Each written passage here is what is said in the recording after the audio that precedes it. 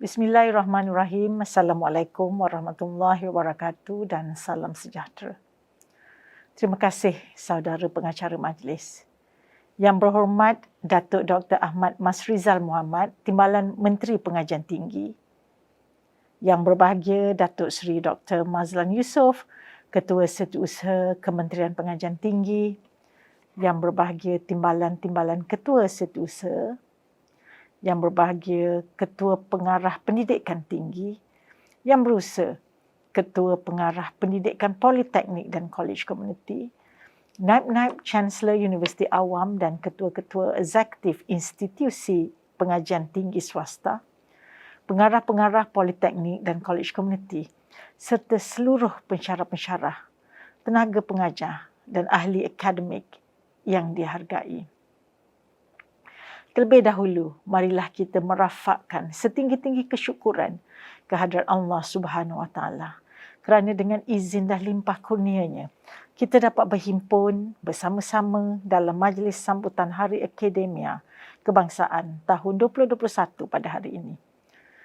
Tahun ini merupakan tahun sambutan yang ketiga Hari Akademia Kebangsaan diraikan pada setiap 5 Oktober. Tujuannya tidak lain dan tidak bukan untuk kita menghargai jasa dan sumbangan para ahli akademik di peringkat pengajian tinggi. Ia meliputi tenaga pengajar di Institut Pengajian Tinggi Awam, Institut Pengajian Tinggi Swasta, Kolej Matrikulasi dan Institut Latihan dan Kemahiran. Tuan-tuan dan puan-puan yang saya hormati sekalian, tradisi pengajian tinggi di Eropah sejak abad ke-19 mengangkat universiti atau peringkat pengajian tinggi sebagai gapura yang memartabat dan mengembangkan pengetahuan untuk kemaslahatan manusia.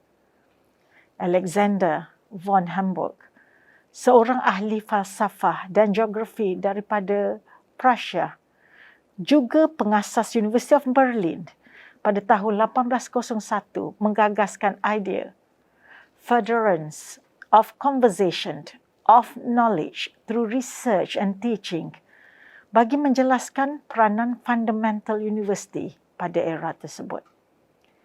Menjelang abad ke-20, peranan universiti sebagai penyuluh pembangunan dan kehidupan sesebuah ketemadunan kemudiannya terus berkembang pesat. Dalam hal ini, John Henry Newman, seorang ahli sejarah dan teologi tersohor dari Oxford, dalam karyanya The Idea of University telah merujuk universiti sebagai School of Universal Learning. Pengiktirafan ini menjelaskan peranan universiti sebagai pusat ilmuan dan kesarjanaan dalam apa juga bidang dan sentiasa terkehadapan dalam memandu masyarakat ke arah kebenaran.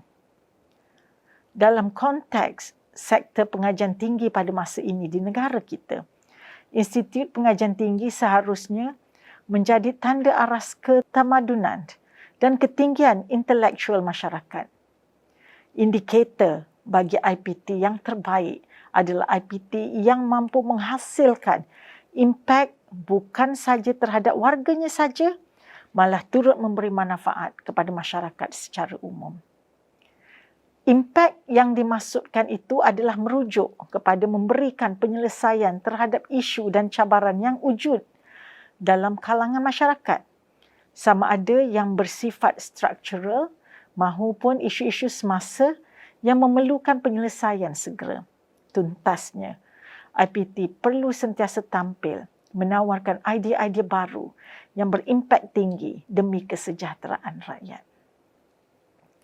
Seperti kata-kata Profesor Marek Quick dari Center for Public Policy Studies, Poznan University, dalam artikelnya yang bertajuk The Classical German Idea of the University Revisited.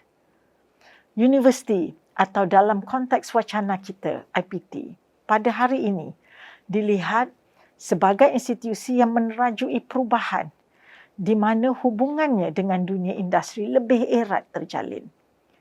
The roles of the university have been changing rapidly from teaching center for the generation and preservation of knowledge to a corporate entity which acts as an economic and innovative institution. Sangat jelas bahawa amanah yang digalas oleh sektor pengajian tinggi adalah sangat besar. Jadinya adalah menjadi tanggungjawab bagi tenaga pengajar di IPT seluruh negara termasuk college community serta ILK menampilkan peranan yang terbaik agar amanah yang digalas untuk mencorakkan legasi pewaris masa hadapan negara dapat ditunaikan sebaiknya. Hadirin yang saya hormati sekalian, Prasa Akademia Diperkasa, digitalisasi di budaya yang diangkat menjadi tema sambutan Hari Akademia Kebangsaan pada tahun ini ternyata tepat pada masanya. Tema ini memberikan penekanan kepada usaha memperkasakan agenda pendigitalan pendidikan tinggi negara dalam mendepani persekitaran norma baru kehidupan.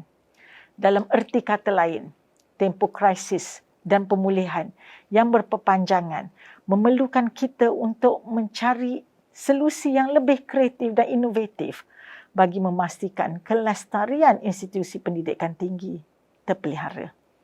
Apa yang pasti, sistem pendidikan kita kini sedang mengalami transformasi.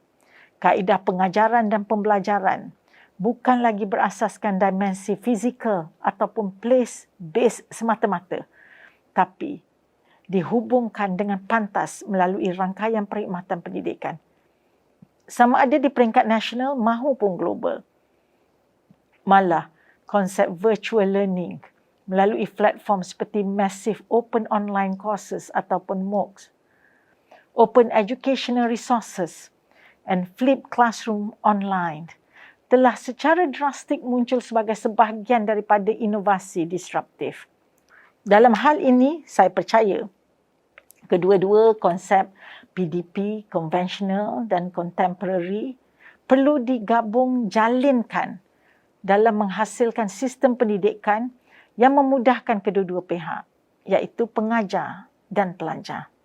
Perkara ini pernah disuarakan oleh Alan Binder, seorang profesor ekonomi dari Princeton University, yang menyatakan bahawa sistem pendidikan masa hadapan akan bersifat just in time berbanding just in case. Jadinya, Kementerian Pengajian Tinggi telah mengambil pelbagai langkah bagi menyesuaikan modul pembelajaran kaedah penilaian yang lazim dengan persekitaran digital.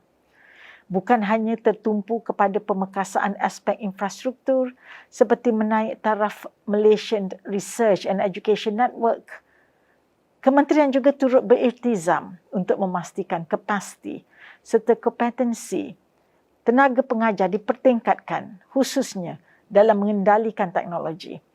Ini penting agar matlamat pendigitalan pendidikan tinggi negara dapat dicapai secara tuntas. Tuan-tuan dan puan-puan yang saya hormati sekalian, ucapan setulus penghargaan saya rakamkan kepada semua pensyarah, tenaga pengajar dan ahli akademik di seluruh negara atas segala jasa dan hikmat bakti yang dicurahkan, khususnya dalam pembangunan pendidikan tinggi negara. Marilah kita bersama-sama sebagai satu keluarga Malaysia menggerakkan usaha membina inovasi pembelajaran dan pendigitalan sistem pendidikan serta bersedia mendepani cabaran digitalisasi dalam norma baru. Semoga segala usaha murni kita untuk memertabatkan perkhidmatan pengajian tinggi mendapat keberkatannya. Dengan lafaz Bismillahirrahmanirrahim, saya merasmikan sambutan Hari Akademia Peringkat Kebangsaan 2021. Sekian, terima kasih.